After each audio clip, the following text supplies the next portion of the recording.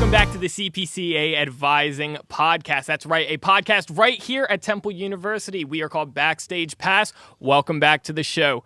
Today's guest is an exciting guest. I'm super excited to interview this person. I've known him pretty much all throughout college at this point, and I've grown to love his music. So I'm super stoked to be able to talk to him about anything and everything music related. Ladies and gentlemen, today's guest is a senior music studies major here at Temple University. If you are into the underground music scene here in Philadelphia, there's a good chance that you actually probably know this person because he's an avid activist in the Philadelphia hardcore and punk scene. This person is also a core member of Richie DeVon Music, which is a production company right here in Philadelphia. Without further ado, please welcome Richie DeVon to our show. Richie, how are you doing, man? Good. Thank you for having me. I'm excited for this. Absolutely, absolutely. And as always, I'd like to introduce my co-host, Sarah. Sarah, how are you doing today?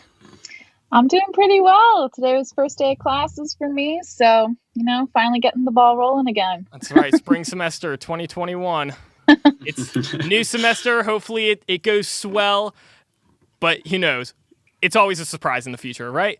So anyway, let's get started right away. Let's just start. We love to ask Temple questions because obviously we are a Temple University podcast. We'd like to know some of your experiences. So first and foremost, something we'd like to ask everyone is study spaces, because we know everyone has their own little niche or their own little spot that they like to go to. And we're curious, do you have a little spot that you like to go to on campus or off campus that you really like to study at? That's a good question. I mean, it was weird because I've never been on a big university campus before here. Like, I studied at community college first. So it was overwhelming almost, the kind of amount of places, like, there's Saxby's and stuff like that. But I really like the basement, like, piano rooms in Boyer. They're super quiet and no one goes down there. And it's like, especially being musical, you can stay in there and study, like, before COVID, obviously, like, for a while. And it's like, it's good because you're away from home and you're kind of stuck in front of a piano. So you have no choice but to, like, practice and work on your stuff. Yeah, interesting. I feel like you might be the first person I've talked to that says the downstairs, the basement piano. Yeah. Everyone always says, because everyone wants to go upstairs. Yeah. Because there's they have the Steinways, they're nice pianos up there. Like, the downstairs is almost forgotten about, and that's why. Hey, I mean, wherever is most quiet. Yeah, exactly. And as long as the pianos get tuned every once in a while down there, I'm sure it's fun to jam on. Even if they're out of tune. Yeah. I think out of tune pianos have a lot more character anyway. So as long as you have a place to jam to give yourself a break, that's awesome. Yeah, that's really cool. For studying for all these classes I'm sure you've taken, out of all the classes, which one has been your favorite so far? I would say, like, this past semester in the fall, I took a class with Professor SP, because I can't say her full last name.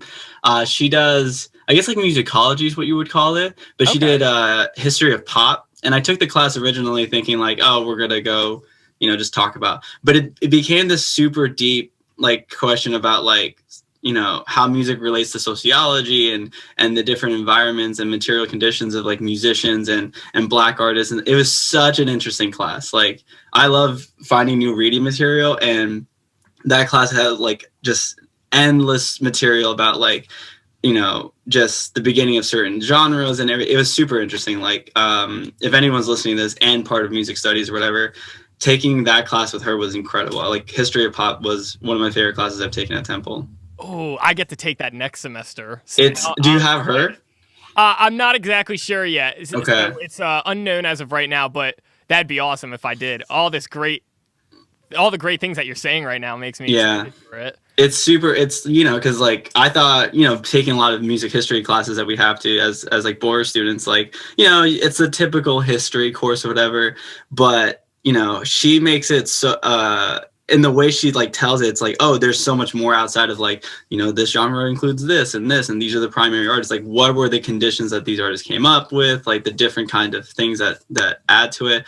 super interesting. I really like it. So I'm excited for you to take that. Oh, for sure. I'll have to let you know how it goes. But branching off from the history of pop and being a part of music studies, how has that been like at Temple University? Because there are a lot of music studies majors, but I actually haven't been able to talk to one. So I'm curious for anyone else that, might be a freshman that hasn't picked a major yet or hasn't declared anything, that wants to know a little bit more about music studies, particularly, what's that all about? Can you just share a little bit about that?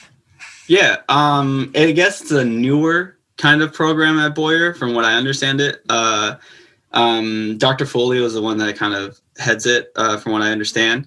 And it's good because it's kind of like what I assume, like Boyer trying to go outside of the traditional kind of aspects of like, performance and the composition stuff. I describe it in this really dorky way where it's like, if you went to like Olive Garden and you got like the tour of Italy plate, which has a little bit of everything, it's like that with music. So like I started with like, music production and stuff like that, but ended up going more into music studies because I wanted to incorporate more, like have the composition classes, have the music technology classes and all that.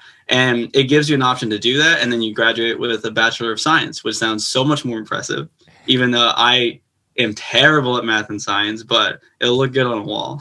It definitely looks a little bit more legitimate for sure. Yeah.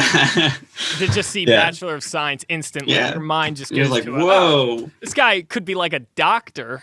Exactly. It just looks that much more better. So yeah.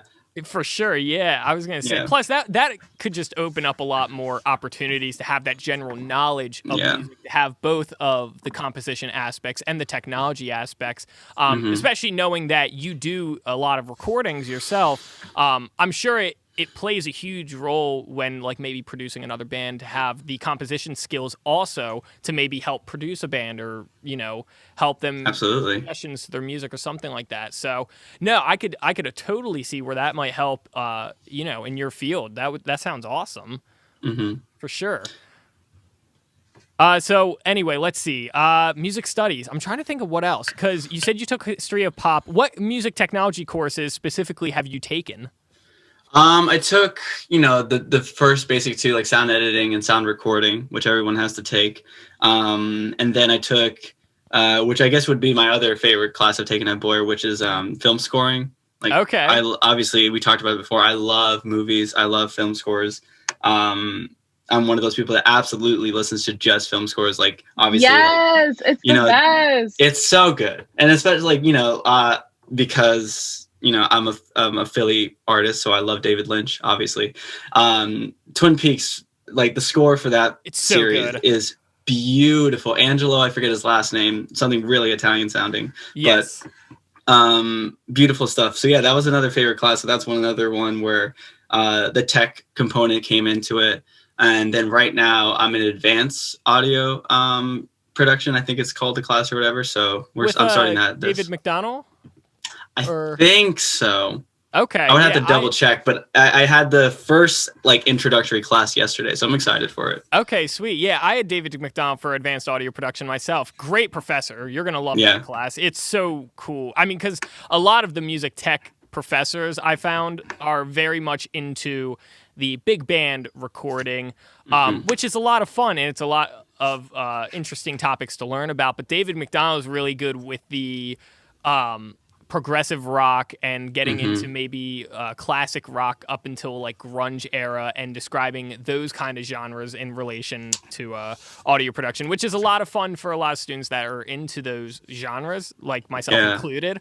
So it was just a ton of fun to learn that aspect as well. And with these classes, I know at Temple they specifically teach on Pro Tools. I'm curious, what are your thoughts on Pro Tools? Because I know there are a lot of varying opinions on it. Yeah, I guess because again, music tech for me has been something that I've fallen into out of like a necessity, just being in bands and playing music and being like, oh, like, you have to be successful in some sort of way to get recorded, or like you have to dish out money. And I'm just like, I'm poor and I play like weird, like thrash metal and punk metal. Like, I'm just like, what if I just do it, and that's whatever. So I got into Pro Tools because that's what everyone, said, like, you got to get into Pro Tools and stuff. And, working at Studio 4 in Conshohocken and, Will and all those people, they use Pro Tools. It's like a universal language, I guess is a weird word to say for it, but I use Logic too. I use Logic to write a lot more and stuff. I think people that are snobby about DAWs, like, it's kind of weird to be snobby about a DAW. It's like, you didn't program it. Like, you have no idea. Like, just whatever is in your budget and is able to like help you make whatever you want to make. Like, that's it. Pro Tools is just matters. for me. Yeah. For me, it's just the thing I learned on first. You know? Exactly. So. Yeah. And that student discount is hella nice. That is, yeah. Takes out a huge chunk of the original price. So yeah, absolutely. I'm totally with you there for sure.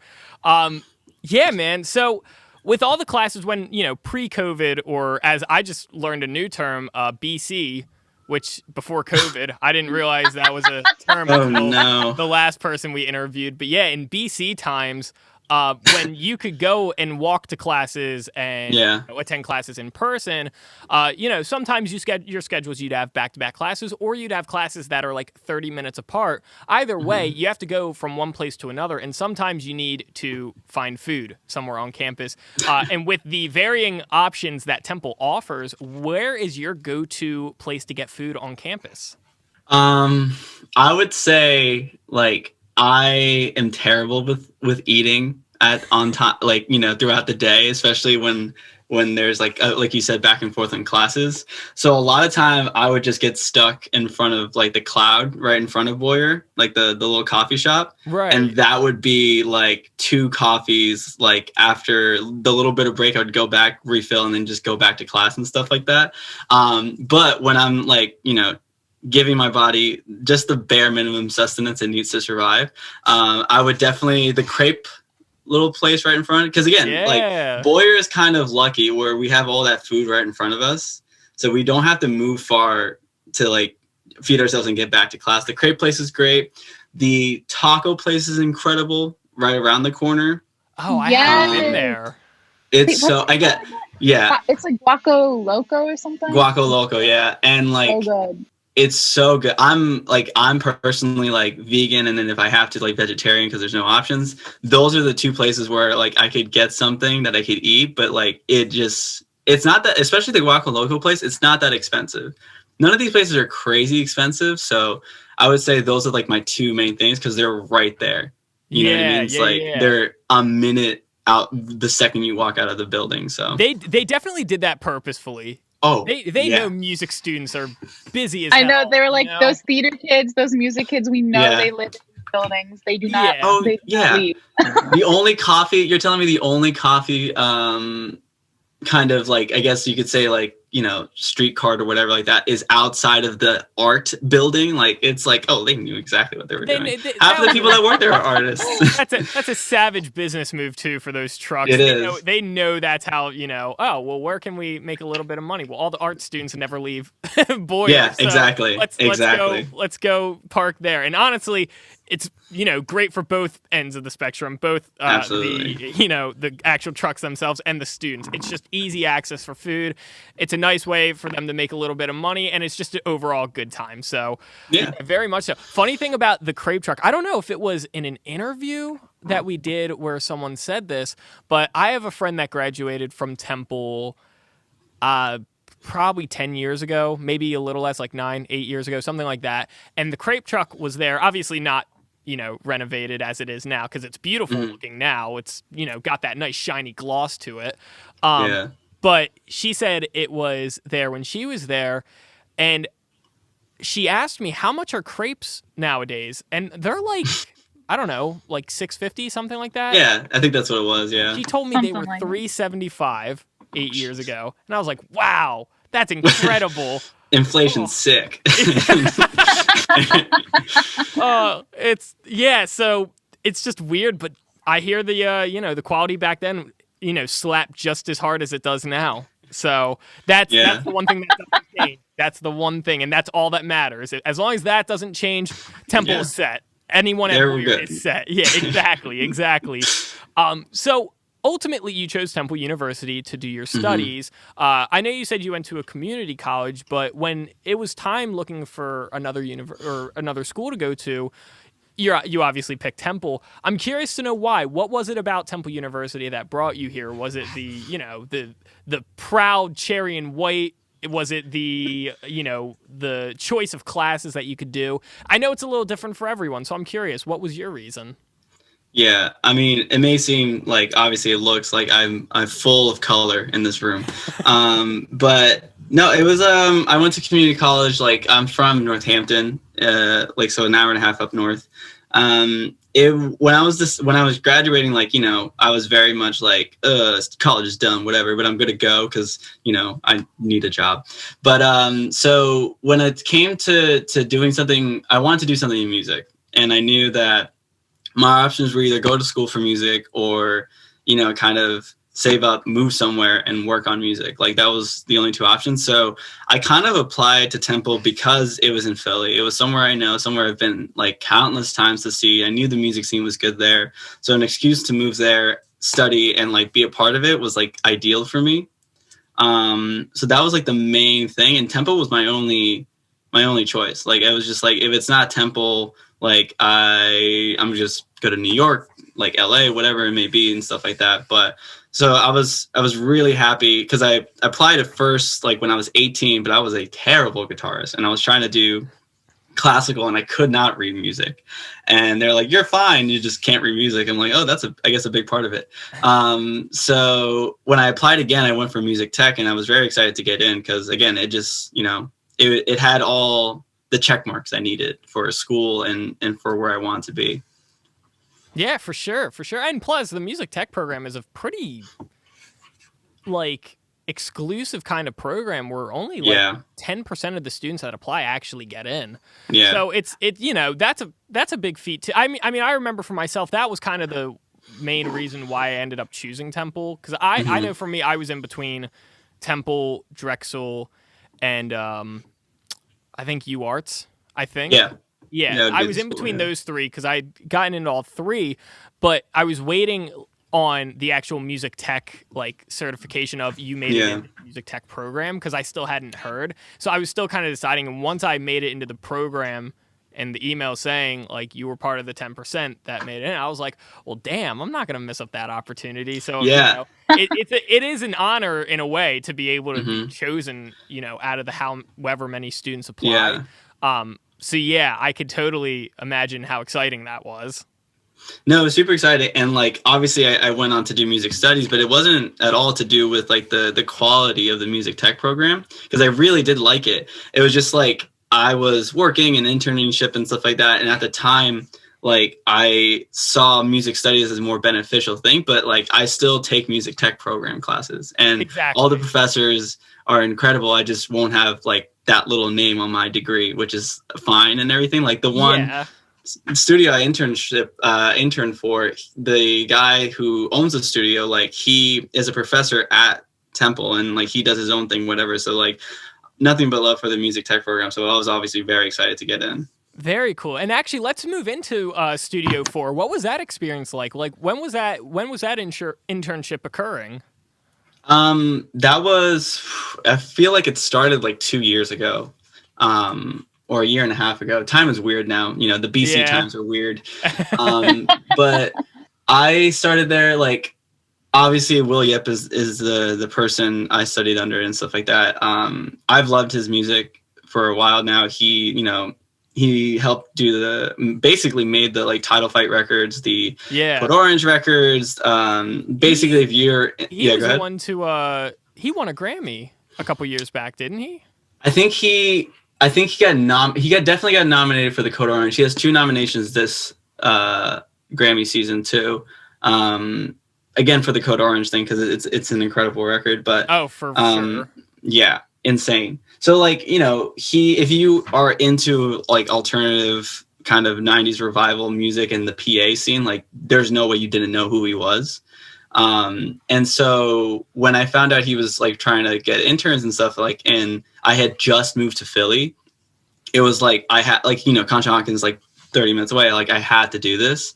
And it was like a shot in the dark. Like it really was. And it was like a really door opening kind of experience when like, I met him and we started to work together, and then I got to work on like the Tiger's Jaw record and the Caspian record and stuff like that. I was just like, oh, this is insane, because like I listened to Tiger's Jaw, like she went here to Tyler, and everything like that. Like I was like, oh, I listened to you guys when I was like 16 and being like, this is crazy, and now like I'm working with you on this record. That's awesome. It's like it's really crazy.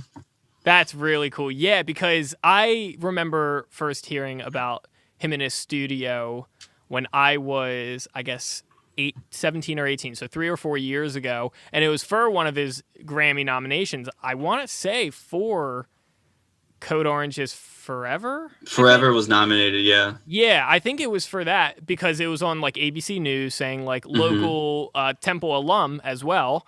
Yeah.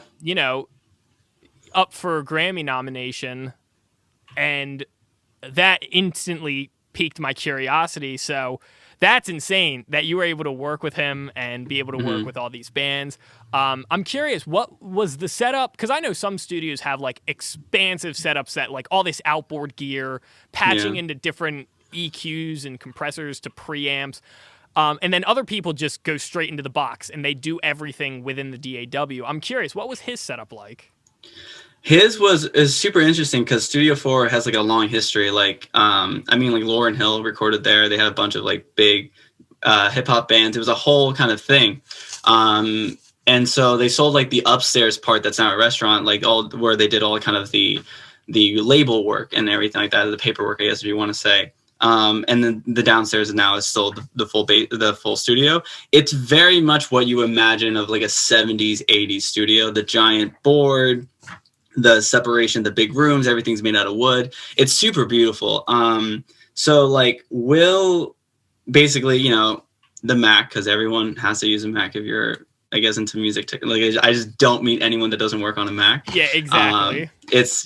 But had the Mac, had all his Universal Audio stuff, but a lot of it was the outboard gear. I mean, like, it's beautiful 70s outboard gear, like a whole console, like beautiful compressors and stuff like that. So, wow. That's everything was recorded through that. And then obviously some in the box stuff just to touch it up or whatever. But, I saw him and I helped him like put the mics up and patch it in, like as far as like, where the mics went, and then using compressors and EQs and stuff like that. A lot of it's in the box for sure, but the original sound that goes in is definitely going through like a lot of really well kept like old outboard gear. That's amazing. Yeah, because I'm sure that helps a lot with keeping the transients alive without, having a lot of bleed, and keeping the separation, nice and tight, as well as maybe a little bit of saturation. Like, I'm sure the outboard gear totally helps for sure. So that's awesome. Yeah, that sounds like an insane experience. It really is. And like at the time, like obviously I've learned more and more. At the time it was very jarring because, you're looking at all this stuff and you're like crazy. Like it's just crazy because not only do you have the experience of like, oh, I know exactly who recorded here and did all this stuff like that using the gear I'm touching and stuff, but it's also like seeing someone, as proficient as like as a Will Yip or anyone that worked in that studio, like just going and just plugging in, patching in, just not even looking and turning stuff like that. Just like that craftsmanship, it was like super impressive. I didn't understand it as well as I do now, like being more on my own and working on my own stuff. I was just like, that's insane. It was really cool experience. Even I learned so much just watching, like, and that's, I think, the best experience of like interning or kind of being on a set like that or a studio like that, is just watching it actually happen and not just like, hearing about it. You're like, oh, this is exactly how it works. For sure. Yeah. So for someone that is in a similar field as you and they want to pursue some sort of career, do you recommend internships? Because I know some people think that is a waste of time and other people think it's the most important thing. I'm wondering where you lie on that.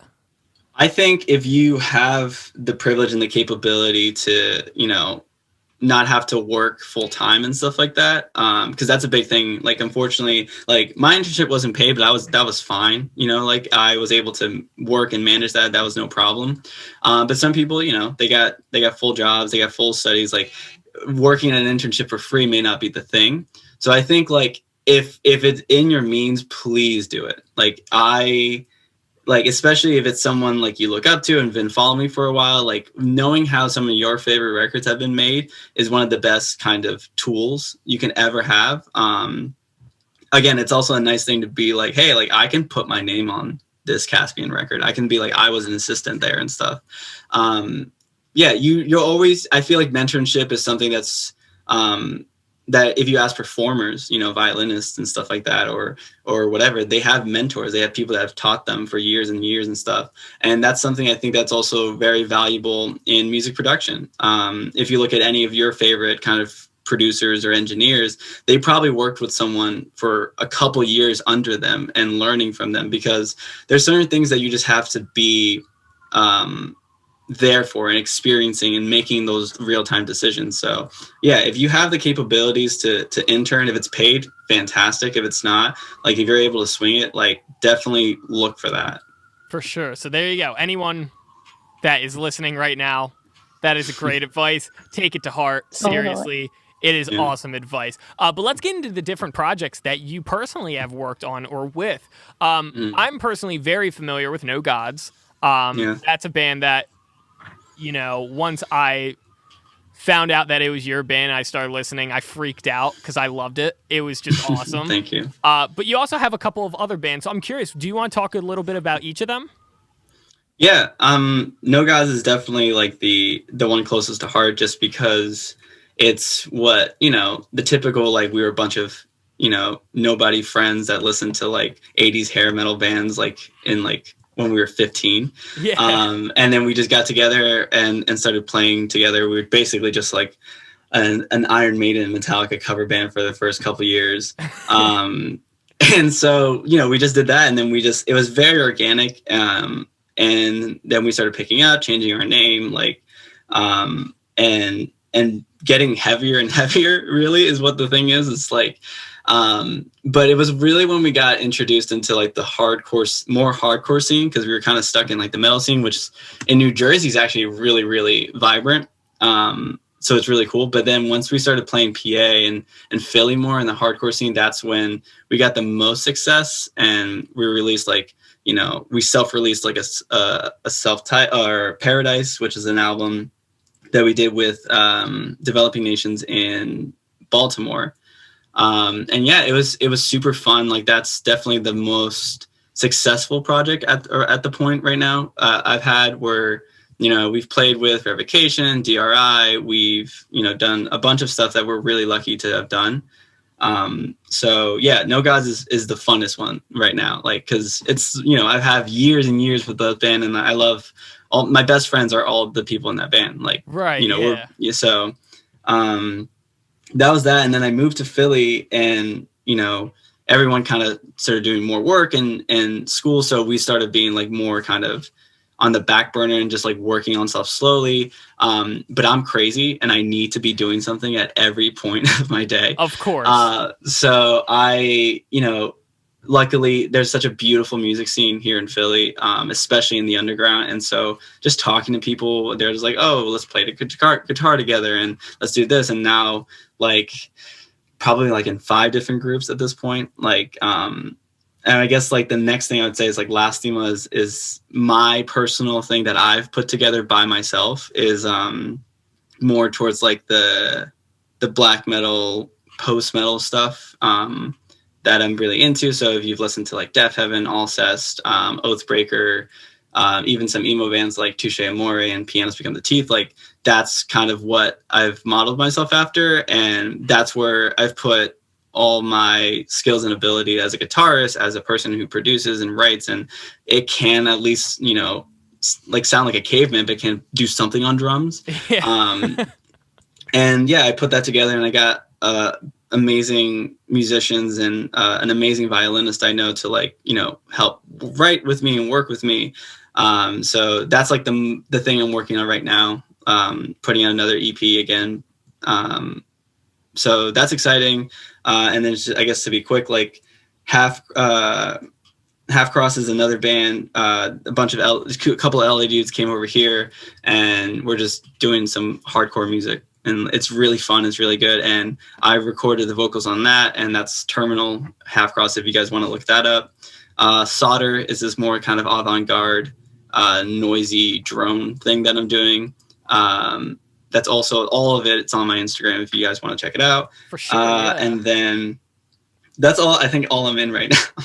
Yeah, no, But, that's a bunch of different Oh, groups. that's it? Oh my god. That's it's the hiatus of COVID has made me kind of slow down a little bit, but yeah, I've still tried to keep up working, and all those projects have music in the works right now that I have some part in, either producing, writing, or doing both. Right, yeah. I was actually That's going to ask. amazing. I was going to ask, with everything going on, Mhm. what's the current project, would you say, that you're kind of pushing for right now?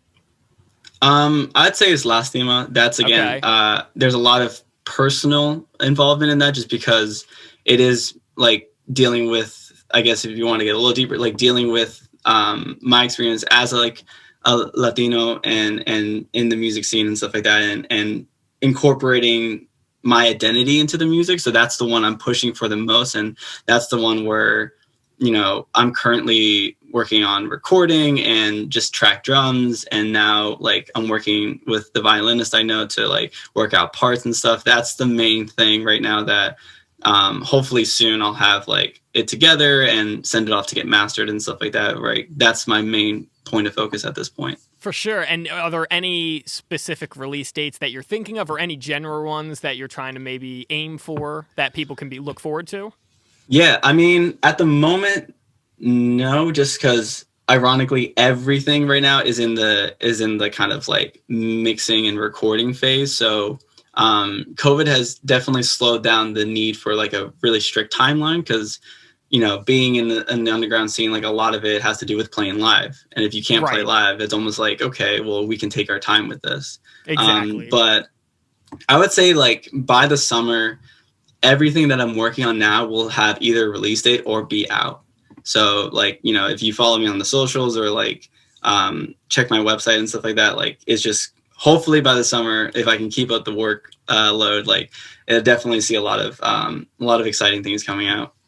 Oh, very cool. So everyone be on the lookout for that, because I think the summer is going to be booming with music, and I got Richie DeVon in my playlist right now, so I'm going to keep an eye out for all the music that he's releasing, and you all should be too. And Man after my own heart. Oh, what can I say?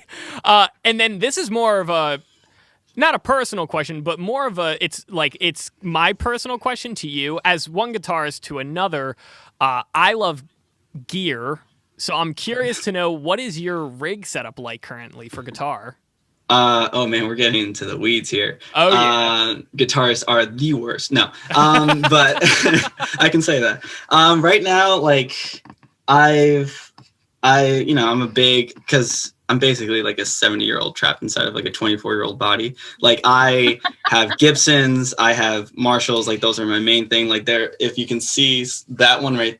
Where is it? There. That's, I can't do this backwards. Yeah. That's like an old 80s style like Gibson guitar. Like, so right now it's pretty. I don't know if it's because of my like, I just don't understand like new technology that well. But like, I have an old 2000 JCM 2000 through a Marshall cab. I got a Vox. I got too many guitars. Like, and like pedals. I just keep buying pedals, and that's like my main thing. Is just matching up pedals with that old rig and you know, playing through that. Like it's nothing super crazy, just because one, is expensive, and sadly I'm still in school, so I can't make any money, but also like, you know, I'm simple. Like I think, and my experience with it, like interning for example, it's like, you know, there were just people playing through a really good head out of a really good cab, and it sounded great. Like, so that's kind of my thing. I don't have any super crazy thing, just a couple amps, couple guitars, and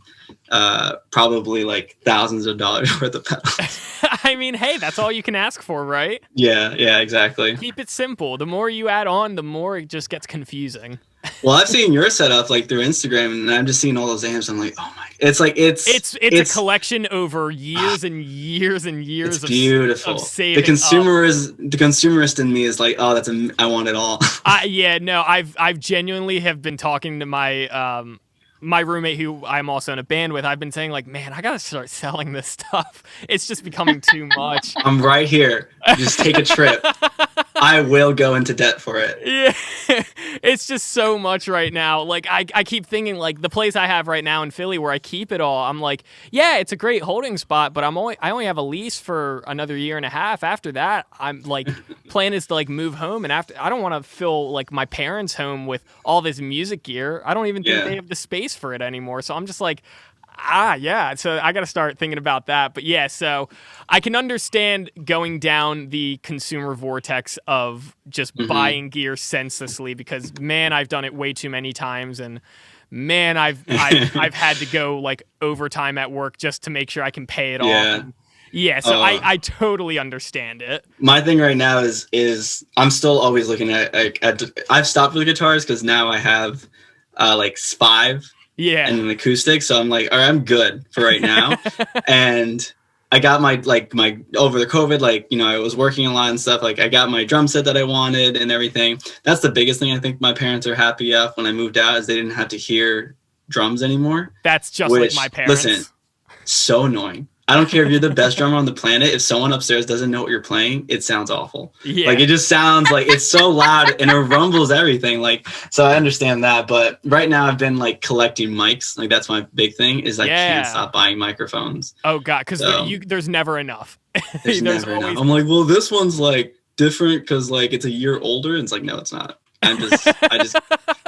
I know that, but I still like, all right, here's $300. Yeah, exactly. I totally get that. But it's very, very scary going down that path once you start going in. So I totally get that.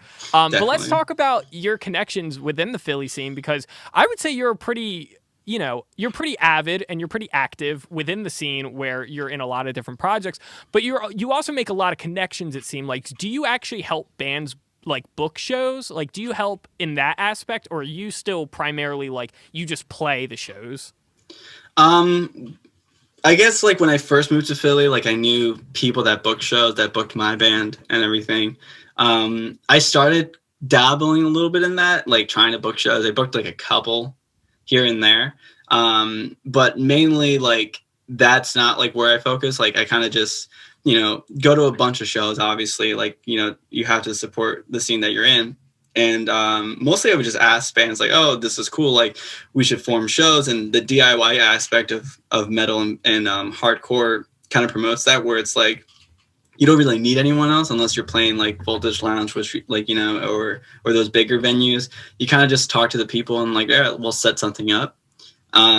There's so many people that I feel like are more involved in the booking that are like Vince Bellino is like the big one I'm thinking of. He just books everyone. Like if you're playing a metal thing or any kind of show that has to be in the underground and you don't know who Vince is, it's like hard to believe, you know?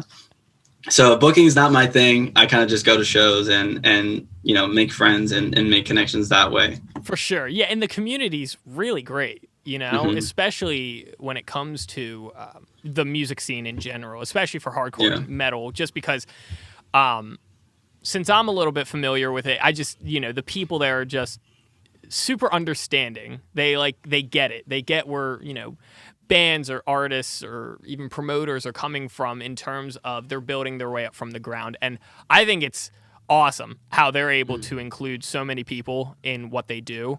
Yeah, it's great. It's amazing. Yeah. No, I'm really Philly, like, and I've had the privilege and the opportunity to look at different scenes a little bit, know people in different scenes and stuff like that, from LA to New York and Baltimore.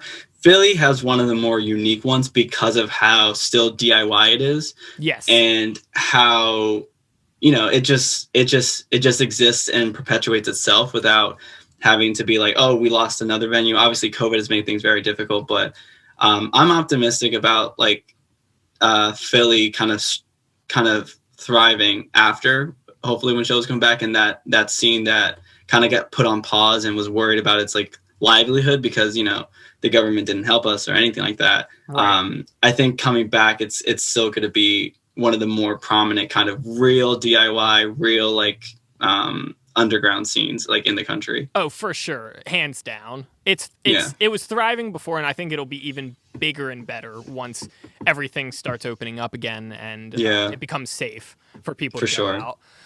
Yeah, man, super cool. So now I kind of wanted to end things by talking about your new company that where you're offering services of recording, mixing, mastering. Like, I want to talk about that because that's a huge step. I know that recently you just started a website, Richie DeVon Music. Please just talk. I would love to know a little bit more about that. Could you talk about what services besides that you might offer? Anything that would be cool for viewers to know, and any fun tidbits maybe? The website, my friend who's like a designer in New York, like him and me worked on it because I felt like that was like just the next step in like making something you're doing seem more professional or authentic or whatever. Because I got the chance and the opportunity to work with some bands in Philly and people I know, and getting more and more kind of like offers. So I was like, okay, I gotta take the next step and make it more official or whatever. I do recording out of this little basement in North Philly, which if people know about renting spaces is a very, very awesome thing to have. Is, you know, you're paying rent already and not having to pay rent somewhere else to have a space. Doing recording, obviously the mixing and mastering part of it and stuff like that. The thing that started mostly this year that I'm really excited about is the violinist I talked about. We started working on like scoring for this like kind of book, like audio thing. And so if you want to check that out, that's also on my website. It's by Empty Press, I think is the kind of publication. This person, Keith, like, you know, they wrote this amazing book and they have an audio and we've been scoring. So I also, because we work so much together, like I also offer that, like where, you know, if you have like a little short film or something out of the thing, like we will like write and record and do everything you need like in-house, because that's my biggest thing is I want to be able to be the hub for that. Like if you need recording, I can do that. You need mixing, I can do that. Like composition, I can do that. Like I'm the person you go to for that kind of stuff. And so that's what I'm hoping to grow with this, is just kind of like a real, just a bigger part of the community kind of thing. For sure. Yeah, that sounds awesome. So I know for a fact anyone listening, if you haven't heard anything that Richie has done, please go to his website. He has a lot of samples that are up there and they sound phenomenal. All of the projects that he's worked on, they are great. It's www.richiedevonmusic.com, correct? Yeah, real simple. I'm so surprised no one has taken that. There you go, ladies and gentlemen. Go to that website. Check it out. We'll put the link to his website in our bio for YouTube. Please check it out. It's super cool. I'm super excited to watch you grow and see where you go with your music career. And I was actually going to just say, let's start a game. But then it piqued my site for a second. You have a Star Wars poster in the corner. Oh, I do. Yeah, over there or whatever over there. Yeah, over there. That's right. I love Star Wars, so now I feel like I have to ask about Star Wars. Oh no. I gotta know. So, favorite movie? Which one? I feel like I'm gonna be cliche and say like The Empire Strikes Back, because like, but that's the right answer. But you gotta say it. Like you gotta. It's the one. Like I just recently found out as well that George Lucas didn't write, apparently his wife had a big part in writing the first couple Star Wars movies, or oh really, or something like that, which makes sense when you look at the prequels that I of course love. I am 24, so I grew up the Phantom Menace was one of the first movies I ever saw. I will always love those movies. I don't care how bad they are. I don't care how corny. Yes, exact nostalgia. I remember watching those too. Yeah, and John Williams has never failed. Even in the new movies, the scores are beautiful and stuff. So phenomenal. I'd say Empire Strikes Back, and then the other one that I think is a more hot take, I love Rogue One.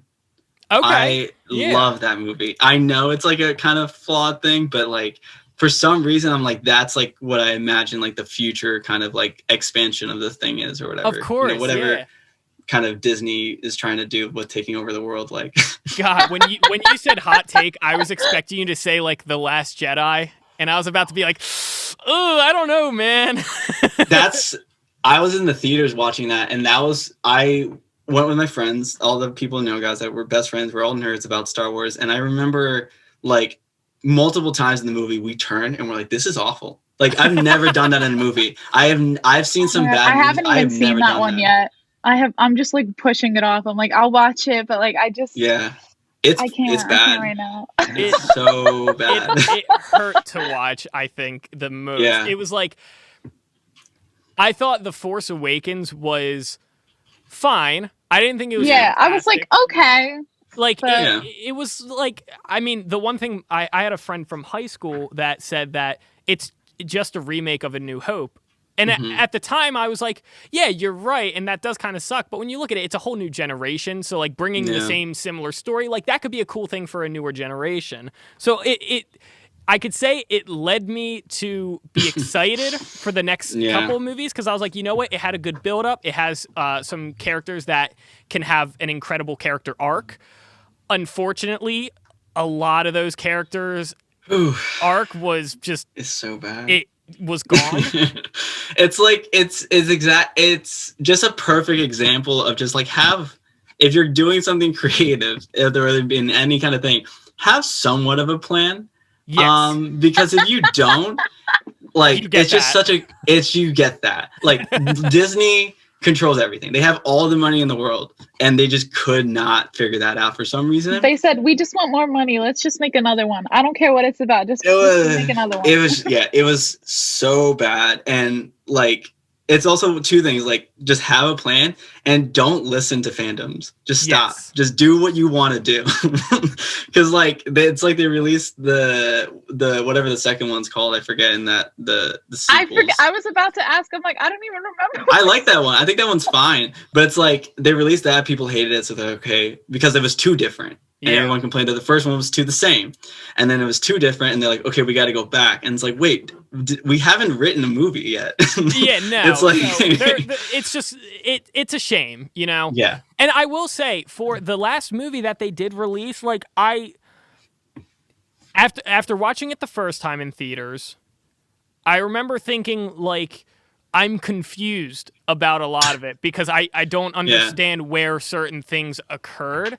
And then I kind of took it back a minute, and I was like, well, you know what? J.J. Abrams tried his best to, you know, assemble in a 2-hour movie, which originally was supposed to be 4 hours, which I would like to see what the 4-hour version would have looked like. Yeah. He had, you know, the 2 hours, and he tried his best to cram everything in there. And then I watched it again, and I was like, but like, come on. It's like, I again, the whole thing is like, you know, if you want to be honest, like, everyone absolutely tried their hardest to make a good movie, and no one's going to deny that. No one wants to make, like, you know, a garbage movie. But at the same time, I watched that, and I was just like, I am never watching another Star Wars. Like, that's what it did to me. I'm like, I'm going to keep, it's like, I'm going to kind of like crap on a band really quick that I really love. Yeah. But it's like Green Day. That was like my first big favorite band. Like, that was my first show, my first CD, like my first, like, I want to be that dude kind of thing. Yeah. And then like I listened to something like Uno Dos Tres that came out a couple years ago, and I'm like, nope. I'm just gonna pretend that their career is over. I'm not gonna listen to anything new. I'm gonna keep my nostalgic love for them and everything. That's what I'm doing with Star Wars. Yeah. Like, the sequels happen, whatever. Anything that happened, nope. Like, it stopped in 2018 or whenever that movie came out. It's like, oh, that's so weird. Like, they just haven't done anything since. That's gonna be crazy. So yeah, like, there's so many other good movies that are original that people are doing. Like, just watch those. Don't give Disney any more money unless until they do something that they deserve money for, kind of thing. I mean, I don't know if you've heard of anything about The Mandalorian, but I have. I heard it's great. So like, and that's what I saw, is like someone online said that ever since like the original trilogy, Star Wars, like, movies are not the correct platform to show Star Wars stories. It has to be through novels or shows. And if you look at what's gotten the most fan and critical acclaim, it's been the shows. It's been like the Attack of the Clones shows and the Mandalorian and the novels that everyone looks at for lore. It hasn't been the movies. No, and I'm like, that's a not. really interesting take. Yeah, and it's definitely true, because after Revenge of the Sith, having so much change between 2005 and 2015, like there was a huge change in how people watched movies and how people, got their, digital content. So it is true that the shows and series are the way to go, it seems like. And I can say with a full heart, Mandalorian is awesome. I can say that. So I started it, and I started with my significant other, and we stopped. But recently, we've been on a Star Wars kick. I had her watch the original trilogy because she wanted to, whatever. Right. Or not the original trilogy, the sequels. I mean, the prequels or whatever. Yeah. Because she never saw them, and we both got to laugh and at just kind of the bad CGI, the CGI and stuff like that. So The Mandalorian is something we started but never finished, but I think we're gonna go back into it because again, I heard it's really good and does everything that like people that like Star Wars like. That's the thing to watch. Like it has all the fandom and has all like the interesting storylines and stuff. So I'm excited to watch it for sure. It's really cool. Yeah, definitely give it a chance. It's really good. It has some phenomenal actors in it too. Yeah. Like I would not have expected. Baby Yoda, he's just too damn cute. He's too damn cute. They did so well in that marketing. They're like, we got to make something cute to sell, and it worked. It worked. I know. Well. Everybody loves him. They're like I walked into, I don't even know, it wasn't a Disney store or anything, but there was just Baby Yoda stuff everywhere. I was like, what the heck is going on? And it's like, wow, this is so weird as you pick every single Baby Yoda thing. It's like, what is this? Is crazy. Yeah. Too funny, but yeah, for sure. All right. I think it's time for our game that we like to play here on our podcast. So this game is a simple game. It's just this or that, but it's Temple Edition. We basically have set questions, 14 questions total of this or that, where you have to pick between two things. Some of them are temple related. Some of them are music related. But the key is that you are timed. You have 1 minute to try and get through all 14 of these. Some of them are harder than others, as we have seen in the past. So, you got to think on your feet. You got to be quick with it. We've only had 3 or 4 people that have been able to get through the entire thing in under a minute. And it will stay that way after this. Oh, my goodness. Well, we're going to find out. So let me pull up my timer because I'm going to have Sarah actually ask the questions. And when the timer is up, you're going to hear the classic song By the Seaside from the Apple ringtones, which is a classic. It is hands down deserves a Grammy. Anyway, are you guys ready?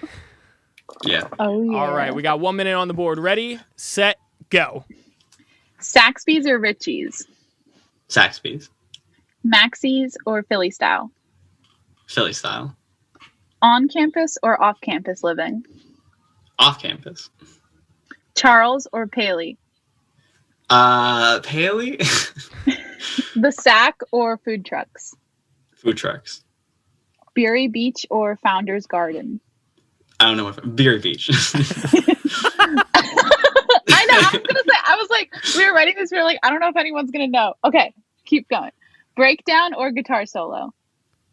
Breakdown. Writing or listening to music? Listening. Everyone writes better stuff anyways. Jimi Hendrix or Eddie Van Halen? Jimi Hendrix. Marshall or Mesa Boogie? Marshall. Metallica or Slayer? Ooh. Slayer. Let's just do Slayer. Gibson or Fender? Gibson. Voltage Lounge or The Foundry? Voltage Lounge. We made it! Did we make it? We made it! Wow. You had 1 second left. I was like, when is it going to start? And then I heard you answer Voltage Lounge, and then it just started. So I was like, let's go. You did it. Welcome to the list of people that have been able to complete this game. I have a lot of opinions on a lot of things that I shouldn't, so that's why it makes sense. I just have an opinion about everything. For sure. That's awesome. Well, congratulations. We should start having like a little list at the end of each video. I know. I got people's faces on the chart of excellence for answering all these questions. You can just, if you do that, you can just put Baby Yoda as my picture. All right, sweet. There we go. Oh my goodness. Well, thank you so much for coming on our show. It's been a privilege to talk to you, Richie. Thank you so everyone, much. Please go check out everything that he has going on. It's all really good. Is there anything that you want to plug real quick? Yeah, I guess just the website that came out. That's the exciting thing. So I'm excited for this year. Hopefully, the COVID thing's over. We're almost at a year. Hell yeah. So yeah, no, thank you for having me. This has been super fun. You guys are great. Like, I'm excited to see what else you guys make out of this and stuff like that. Ben, I'm sure we'll see each other soon and work on music together. But yeah, it's been really fun. Thank you so much, guys, both of you. Absolutely. Thank you so much. And as always, I would like to thank my co-host, Sarah. Without you, we would not be able to do any of this because you are the backbone of everything we do. So, Sarah, thank you so much. Well, thank you, guys. This has been so fun, so informational. All your advice, wonderful. We love to see it. Absolutely. Well, to stay in touch with anything CPCA related, go ahead and follow our socials at CPCA_advising. You can find us on Instagram or Twitter. That's where you can stay up to date with anything Backstage Pass related. As always, my name is Ben. We will see you next Friday and enjoy the second semester of the year.